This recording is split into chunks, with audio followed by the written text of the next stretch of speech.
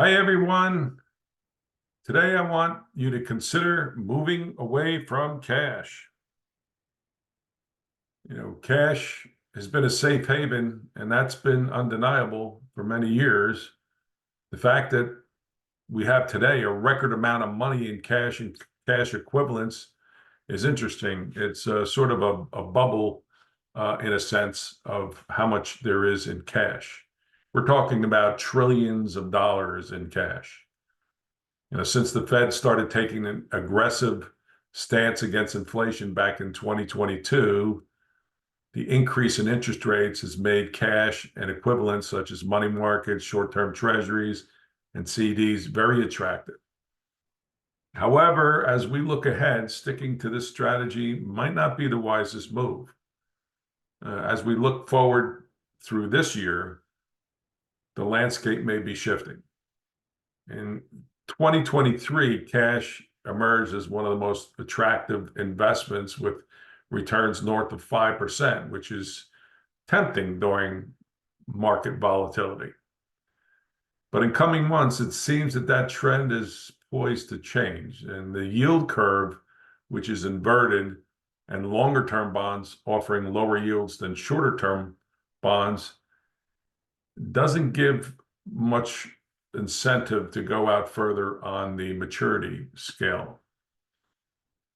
But indications from the Fed of suggesting potential rate cuts are on the horizon. So the favorable era of cash may be coming to a close.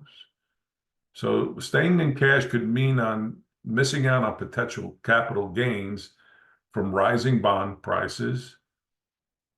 And you may also face reinvestment risk as CDs and short-term treasuries mature, getting lower rates as they get reinvested. Historically, yields on bonds have outpaced cash and cash equivalents over longer periods, making cash less appealing for medium or long-term investors. So even in uncertain economic times, such as recessions, cash returns can often pale in comparison to diversified portfolios.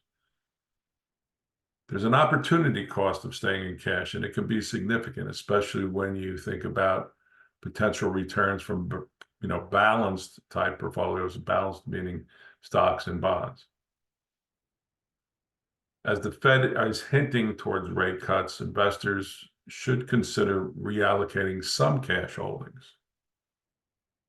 Having cash for short-term needs is very advisable, but keeping excess cash idle might not be.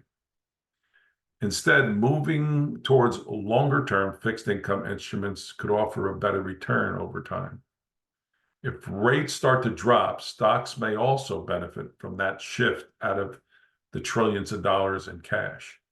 So I would suggest that you carefully evaluate your cash allocations and consider shifting at least some cash towards intermediate duration bonds or other fixed income options that can offer attractive yields. So while cash has maybe reigned supreme momentarily, it's essential that we look at adapting investment strategies to changing market conditions. It may be a little early for the shift, but there's an old saying, the early bird catches the worm. And when the shift of the Fed starts, there's going to be many missed opportunities. So getting it a little early might not be bad. In conclusion, cash has a place in a diversified portfolio, but retirees and others should assess the risk and rewards of holding on to excess cash. So if you or someone you care about would like to discuss this topic or have other financial questions or concerns, please feel free to contact me. Thanks for listening and have a good day.